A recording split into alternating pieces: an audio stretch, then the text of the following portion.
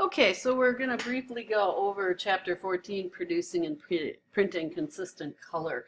And a very important part of, the graphic arts industry when you're working with graphics and photos is how you send your files to whomever is going to be doing the printing process. And so anyways, just a couple things. We're going to be going in and opening up 14 Start. So we'll drag that into Photoshop, and you see we got this selection, Visit Paris. And again, you want to determine the final destination. If you're printing for yourself, of course, are you printing to an inkjet printer, a postscript printer, offset press, etc. Oftentimes when you are sending files to outside parties to do the printing, they'll request a PDF file. You also want to verify that your resolution is appropriate, and you can find that out by going to image size. Minimum, you should have a resolution around 300, and this is a good intended output for inkjet printer. Sometimes with other types of printers you can get by with a lower resolution, but generally this is a good default. Another thing you want to do is you want to do the zoom test, and basically what you'll be doing there, get my tools in here, and you want to zoom in on areas so that you can see how they look, because if you see any areas that are blurry or out of color, for example, we could probably improve the white balance here, etc. These are things that you want to look for. And unless you're going to print to an inkjet printer, which basically the mode is an RGB, sometimes you'll have to go into the mode area and change it here. For example, if you were printing to an offset printer, you would select the CMYK. And generally the people that are doing your printing for you can steer you in the right direction. Again, you may want to flatten your file when you're ready to send it off. Again, save it. Don't flatten the original file. You can always go to Save As and give it a different name, and file to send, or whatever. And then this way you have your file, and you can hit OK, and then you can go ahead and flatten it. Because basically you're not using that original file, but that's just another type of thing that you can do there. But we're going to go ahead and bring back our original file. Well, actually, we can keep it this name anyways. So what we're going to do is we have this 11 by 17 travel poster, and basically we are going to restore Photoshop to default settings, and basically it's Command Option Shift on a Mac, and when prompted, if it's not at default settings, it'll ask you, and you can click yes. So anyways, again, we've talked about the zoom test, and so we're going to go ahead, and I'm going to zoom out a little bit here so we can see where we're at. And we can look in here and see, that maybe we got some pixelation, that maybe we want to do so many problems, and it looks okay here, so we'll go back to 0. And we're going to zoom in on the tourists. And again, I talked about the white balance being a little bit off here. And so what we can do now is we want to make sure that we're selecting the tourists here, and then we are going to go into our adjustment panel. Make sure we get it. Okay, and what we're going to do is we are going to select the curves icon, and we're going to click the top of the layer button in the properties panel to create a clipping mask. And basically it's the little okay, and it's over here on the properties panel, and then we're going to click it, and now it's created a clipping mask directly to the tourist. So basically what will happen here is it won't affect any of the other layers. It will just affect the tourist layer. Okay, and so then in the properties panel, we're going to select the eyedropper tool for the white point eyedropper, and it's this one right in the middle here. And then we're going to select on an area that we feel that should be white. So we're going to go ahead and select the white building there. And you can make adjustments here if you don't like that, but it looks definitely much brighter. Then we're going to go to the statue layer here, and we'll go ahead and grab your toolbar or your space bar, and we're going to zoom in on that. And basically we're going to go back up to the properties panel, and we're going to create a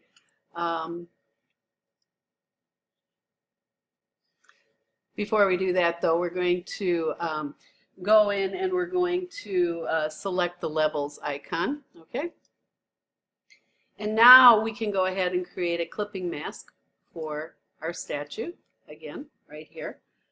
And we want to select create a more accurate histogram icon in the properties panel. And if you remember, we did that in our last chapter here. We're going to select that, and you can see how Photoshop again moves the histogram around.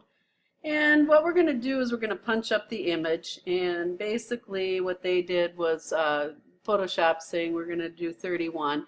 And you could do this by sliding the panels as well until you feel that you get it looking more accurate. And we used 1.60 here and a 235 at the bottom here. And it just gives a little bit more punch to that particular item. So the next thing we're going to do is we're going to identify out-of-gamut colors. And basically colors on the monitor generally use a combination of red, green, and blue light called RGB. And while printed colors are typically using a color combination of CMYK, cyan, magenta, yellow, and black. And these are called process colors, and it's used in many types of printing. Most of our scanned photographs contain RGB colors within a CMYK gamut. So CMYK will convert all those colors with little substitution. However, sometimes our RGB colors are outside of the gamut, and so we want to determine if this is indeed an issue. So the way to do this is we're going to go to View, Gamut Warning. And actually what had happened was I had gone into Preferences, and in Transparency and Gamut, normally it defaults to a gray. Okay, and so we'll show you how it normally would look. And so basically all the areas here on this poster that are out of gamut are showing up in gray. Now we can go again, we can choose any color we want back into Preference, Transparency, and Gamut. And for this lesson they chose like a lime green. We'll hit OK and click OK. And now we can see it even easier now where our colors are out of gamut. Okay, and so we're going to, and then we just clicked OK in the preference. And so now we see the, the big greens here that are covering the areas out of gamut. And now we can actually turn off the gamut warning and our colors come back.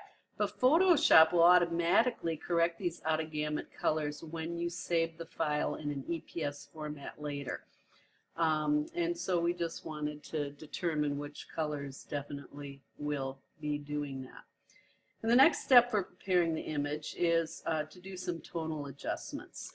And so what we're going to do is we are going to choose our image, and we are going to select Make a Copy.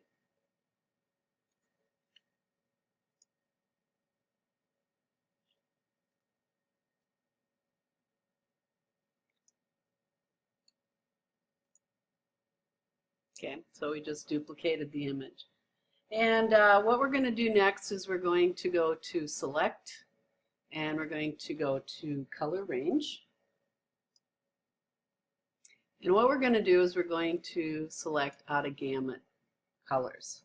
And you can see how this is selected. And the areas were marked out are now selected, so you can make changes that only affect those areas. So we're going to hit OK.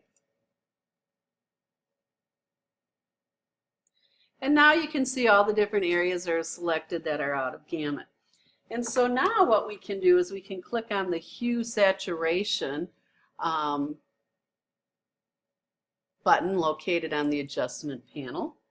Okay, and you can see that it includes a layer mask created from your selection right here. Okay, and in the Properties panel, what we're going to do is we're going to leave the hue at default setting, and we're going to drag the saturation to a -14 and drag the lightness to a -2. And then we're going to go choose View Gamut Warning. And you'll notice that most of our area now is not out of gamut printing. And now we can close the duplicate image file without saving it.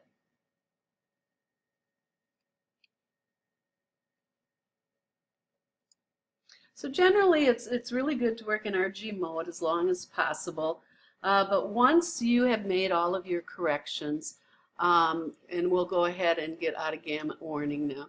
And we just have a definitely more pleasing look to the colors that were out of gamut, and we know that we're not going to have any issues with printing.